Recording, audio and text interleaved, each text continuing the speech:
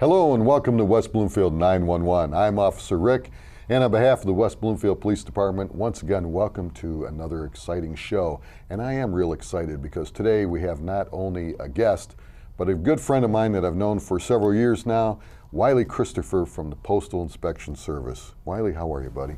Very well, thank you. We're glad to have you on the show. Well, thanks for having me. Yeah, it took a little bit to get you here, but I'm glad you're here today. I'm glad as well. Yeah, we'll have some fun. Wylie, don't run away. We're going to highlight a police officer in the West Bloomfield Police Department in a segment we call the Corner Spotlight. So folks, take a look at your screen. Today in the Corner Spotlight we have Police Officer Chad Kerr. Chad is currently assigned to the Midnight Road Patrol, and so I don't get to see him that often, and if I do, I've probably torqued the chief off and he's put me back on midnights. But Chad's been here for quite a while now. He originally hired in 1997 as a cadet, and then he was promoted to police officer in 1998. So he has served the community of West Bloomfield for 17 years. Chad said his favorite food is Mexican food, and like Chad, I enjoy that very much myself. And his favorite book is actually a series of books. They're the Harry Potter series by J.K. Rowling. And Chad, I think my daughters would agree with you because I know they enjoyed those books as well. Chad's favorite movie is The Big Lebowski, a 1998 comedy starring Jeff Bridges and John Goodman. And I think I'm going to have to get that one day and take a look at it because he spoke so highly of it. And his favorite music, country and western. You know, one thing I like about doing this is you get to learn something about the people you work with. And what I found is that country western is probably the favorite movie of a large bulk of the people here in the PD, and Chad agrees with that as well. His accomplishments and hobbies: he enjoys vehicle restoration, hunting, and fishing. And I know that when I've called him several times off duty, he'll say, "Rick, can I get back to you? I'm torquing a wrench on a car or something." So I know he's always working out there. He enjoys that, and he enjoys ice fishing. He's just a big outdoorsman. And his favorite quote, one that we can all live by: treat people how you wish to be treated. Now, I'm going to tell you that recently Chad and I were in Washington, D.C. together for Law Enforcement Week, and one of the things that he does that he didn't mention to me, but I know he does it, he's on the Honor Guard, and he and the guys on that team do a great service for the department and the community, and it was a pleasure watching what they do when they're honoring people in that role as an Honor Guard officer, and we all went out there to honor those who have paid the ultimate price. So Chad, thank you for all you do in the PD, including serving in the Honor Guard. And I'll see you back at the barn, buddy. So we're going to turn the Corner Spotlight off on Police Officer Chad Kerr. And today we are going to do not a criminal, but we're going to do a tip of the day. And today we're going to do one that's really a hot item: identity theft. And I'm going to ask Wylie to help me with identity theft because that's big on a local and national level. And I know that I've been receiving a lot of calls on a local level from our citizens saying people are calling them saying they work for Microsoft or Google or some of the big companies, and they start asking for personal information. Wylie, are you guys getting a lot of that at the Postal Service as well? Yes, we're seeing that as well. One thing that I always try to remind the patrons out there and just the viewing audience is that if something sounds too good to be true, it probably is. Mm-hmm. Never, when it comes to your personal information, that's your social security cards, your credit card statements, dates of birth, never give any of this information out to people if you do not initiate that call. If there's a company that you're doing business with and they call you, they will already have that information. So Right. Never provide any of that information to those who are requesting it if you did not initiate Right. that call. Right. People often ask and wonder why the Postal Inspection Service is involved with identity theft. And the reason that our agency is involved is because at some point during that identity theft crime, the mail is involved, and it's usually involved when credit cards are requested by the bad guys. And in order for those bad guys to receive those credit cards, it often has to come through the U.S. mail. Absolutely. And identity theft could go on and on, so, but we just wanted to give the folks a little tip, and I thank you for helping me out with that. So folks, we're going to come right back with our special guest, Wylie Christopher, and we're going to talk about other crimes involving the Postal Inspection Service as well as the local police, so stay tuned. We have some good information for you. Thanks for the help, Wylie. Thank you. You're watching West Bloomfield 911 on Civic Center TV, a service of the Greater West Bloomfield Cable Communications Commission. For more information or to watch episodes on demand, visit civiccentertv.com/WB911. Civic Center TV, television that's close to home. After the tragic loss of an officer in the line of duty, Michigan Concerns of Police Survivors provides support to surviving law enforcement, families, and coworkers. To learn more about MyCops and upcoming events, or for more information on how you can help, visit mycops.org or call 877-464-2677. Hello, and we're back with our special guest, Wylie R. Christopher, U.S. Postal Inspector in the Detroit Division of the U.S. Postal Inspection Service. Wylie, once again, welcome to this show, and thanks for the help on the identity theft. Oh, no problem. You know, I was looking at your bio, and now I know why I like you. You graduate from Michigan State University, and go green. Go white. And I have to say that because my youngest daughter's now attending the veterinary college of medicine out there, and she's told me, Dad, you're not allowed to root for U of M anymore. And you also graduated from Wayne State, where my son graduated as well. So I knew there was a reason I liked you. But I see you graduated with a degree in agriculture, so you were not always intent on becoming a law enforcement officer. That is correct. Once I enrolled at Michigan State University, it's actually, I think, a funny story. My dad, I'm from the Detroit area, and my father would always drive me up to school. And if you ride on 96, you notice that there are tons of cornfields. And each and every time we would ride past, my dad would always point to the cornfields and say, look at all of that food. And, you know, I guess he subconsciously planted in my mind that there is security and there's always going to be work in the field of agriculture. And so I early on selected agriculture. I actually worked for the state of Michigan for their Department of Agriculture for 11 years prior to becoming a federal law enforcement officer. Okay, I didn't know that. And what did you do for them? It wasn't the law enforcement field in agriculture. No, it was not. I was actually a food inspector, so I would visit our neighboring restaurants, and well, actually not our restaurants, but our food distributors, grocery stores, and I would try to regulate and keep them as clean as possible. Now, see, when I look at food inspector, I talk about eating it and inspecting it that way. That's not the way you guys did it, though, I guess. No, not quite. Okay, all right. But you and I actually met when I was attached to the Internet Crimes Against Children Task Force, and through the Postal Inspection Service, you guys do some work through ICAC as well as independently through your office as you investigate sexual exploitation of children and trafficking of child pornography. Let's talk about that a little bit, because that has changed somewhat over the years, even though there's some things about it that's the same.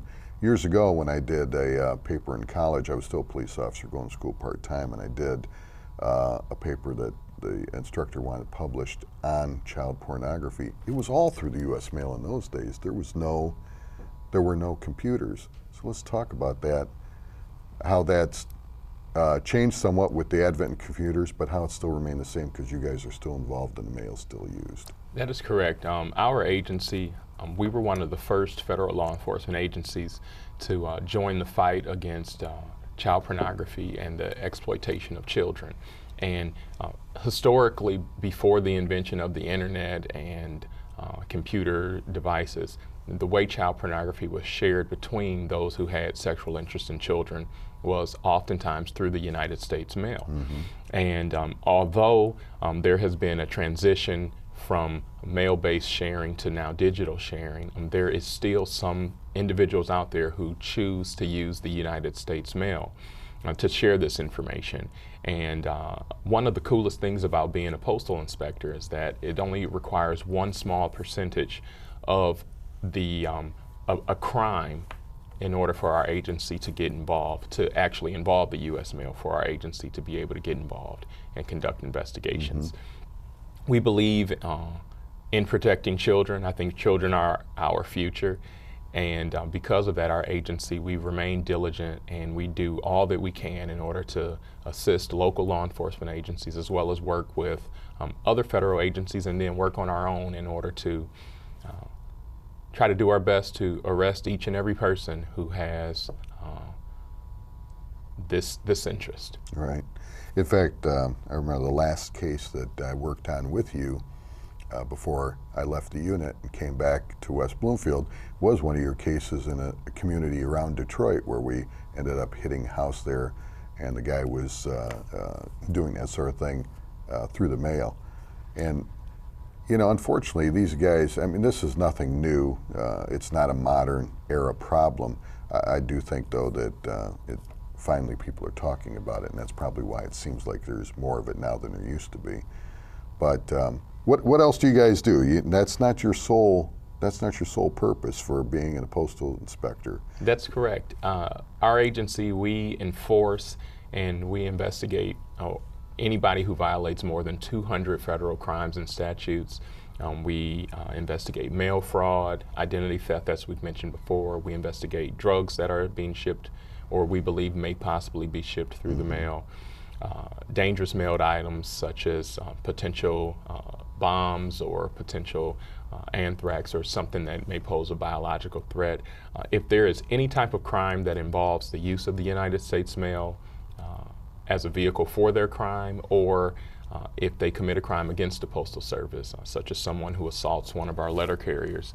Those are all federal crimes, and they're crimes that will land you on our radar, and our agency will do all we can in order to bring those individuals who choose to break any of those 200 statutes and laws to justice. Well, let's talk about that. I've never had a case that I can recall out here, but if a postal carrier gets assaulted by a resident in my community, is he or she going to call you to file the report initially, or are they going to call the West Bloomfield Police and file an assault and battery report with us, and then how does it go from there? Well, oftentimes, because there are less than 2,000 postal inspectors in the country, we're not close to every crime that takes place. So our offices that are actually in the Metro Detroit area are in Detroit, Michigan, and also in Allen Park, Michigan. Therefore, if something occurred here in West Bloomfield, one thing that we instruct our carriers and our Postal Service to do is to initially contact their local police department. And the reason why is that they can respond and they can get on scene a lot faster than us. Right. Our agency will be called second. We'll come out and we'll work with the police department, and oftentimes we end up taking the investigation and taking the case where it will be prosecuted federally. Because level. The assault of a letter carrier is a federal crime. Right, right. And you also mentioned one thing that I know was big after 9/11, sending stuff through the mail like anthrax. You still hear about it occasionally when someone's disgruntled, maybe sends something to a congressman or a senator or some high profile official. And there was a ton of that going on, and most of it was, thank God, was bogus. But there was a lot of that going on after 9/11 where powder was being sent through the mail and everything. Kind of explain that a little bit. I know the local police were involved, the FBI was involved, and of course, you guys are involved. Yep. First and foremost, we at the Postal Service, we like to remind our viewing public that 99.9% of the time, nothing dangerous is coming through the United States mail. Right. Our machines and our processing facilities, they process and they distribute billions of pieces of mail and parcels. And of those billions that are actually being sent out there, I can count on two hands how many times something dangerous has actually went through, well, some type of biological hazard. However, with that being said, after the 9/11 attacks, our agency, we began to create a specialized force where we're called dangerous mail specialists, where what we do, we've been trained above our federal law enforcement training, where we're taught how to deal with hazardous substances, what we need to look for, and we were given tons of different screening equipment where we can test and determine if one of these powders or liquids contain a biological hazard. Well, I know, I'll attest to that because I know when we were getting all those calls, a lot of it was a sense of, heightened sense of fear after 9/11. That's correct. And the vast majority of those calls that we were receiving, you know, probably 99.9%, there was nothing to it. It just that there was a heightened sense of fear and concern, and people would receive packages and they were concerned, you know, I didn't call for this, and we'd open it up ourselves and it was, oh yeah, I did order that. Right. So a lot of it was just fear that was kind of going around the community back in those days. Right, and another thing we do is we have protocols and procedures in place at the Postal Service, Right. where our employees are taught on what they need to do if they ever encounter something that they feel is suspicious. Right.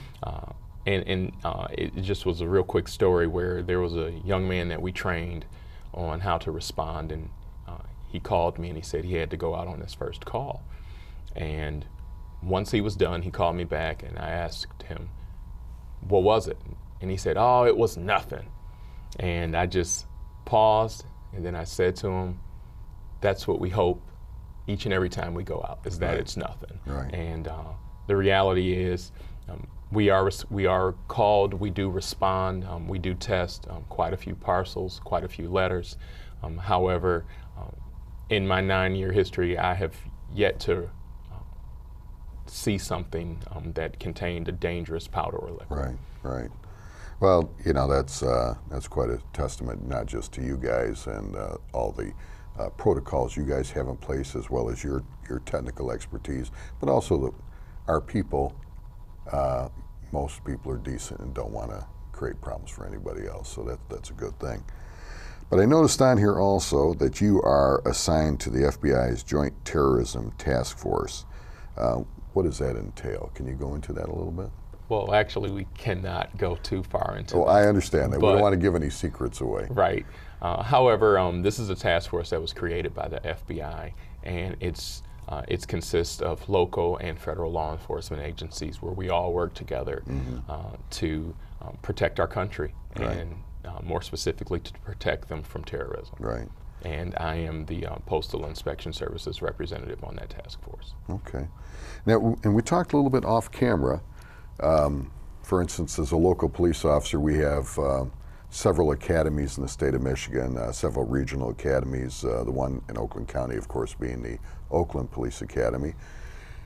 The federal government has several training academies as well.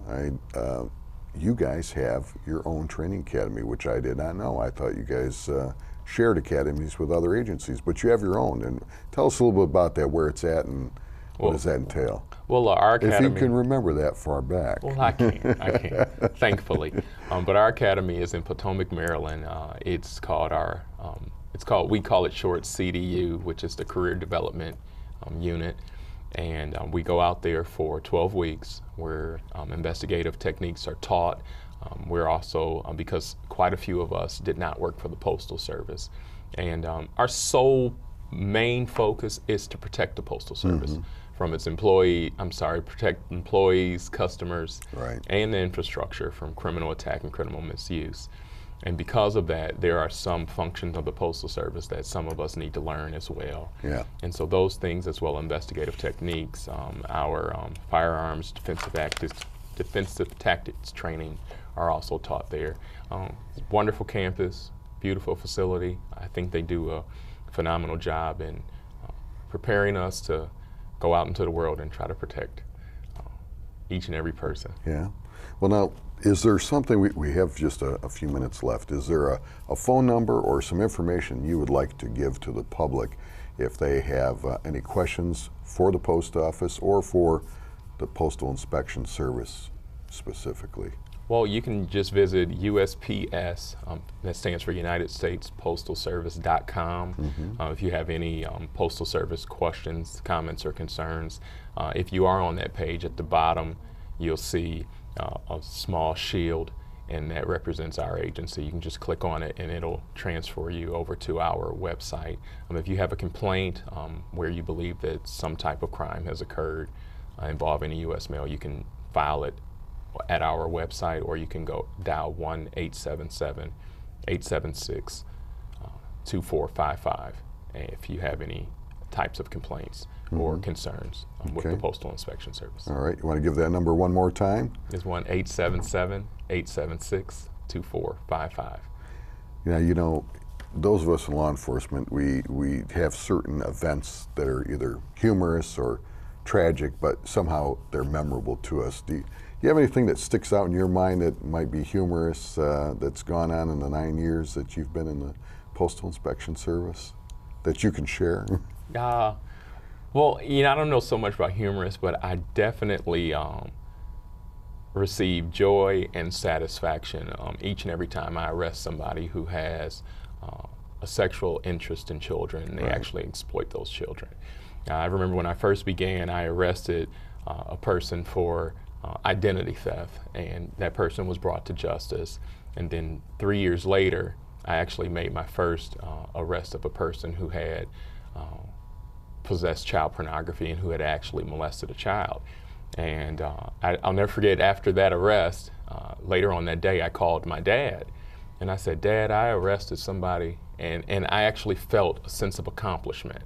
And that's one of the things that fuels me when it comes to these investigations, where you know, each and every picture of a child that someone possesses, that is a crime scene photo. Absolutely. And that's where a crime has occurred, where each and every time someone views that picture, that child is being re-victimized. That's right. And so I do my best. I used all the energy that I have to actually try to bring those people who possess these images to justice. Well, Wylie, we thank you for all you do, and it was a pleasure working for you in ICAC, and it's been a pleasure to know you over the last few years. And I'm sure you agree with me. We want to recognize a great American hero who died in the line of duty. He's a federal officer as well. So folks, if you would, please remember in your thoughts and in your prayers, Deputy Marshal John Kavanaugh of the United States Department of Justice, United States Marshal Service. Deputy Marshal Kavanaugh died after serving our country overseas. He died after contracting cholera while serving the United States court in Shanghai, China. He was transporting prisoners by steamer, so this was quite a few years ago. He was transporting prisoners by steamer from China to Bilbid Prison in Manila, Philippines, when he fell ill. As a result of contracting this illness while serving our country overseas, he died on October 21st, 1918. So that's almost 100 years ago. We say, brother, we belatedly honor you at this time. We regret the delay in discovering your heroism, but you will never be forgotten from this day forward. So folks, please, again, remember in your thoughts and in your prayers, Deputy Marshal John Kavanaugh of the United States Marshal Service. And remember all our federal officers who serve an important function and help keep us safe. Once again, we'd like to thank our special guest, Wylie Christopher, U.S. Postal Inspector from the United States Postal Inspection Service, for joining us today. Thank you, Wylie. Thank you. And folks, we thank you for watching. Please take care of yourself, take care of one another, be safe. Remember, tomorrow is promised to no one. And on behalf of Chief Mike Patton and the men and women of the West Bloomfield Police Department, we thank you for watching the show. You can catch us on Civic Center TV. If you can't catch us on the telly, go to civiccentertv.com and watch us on demand at your convenience. I'm Officer Rick, and I'll see you again on West Bloomfield 911.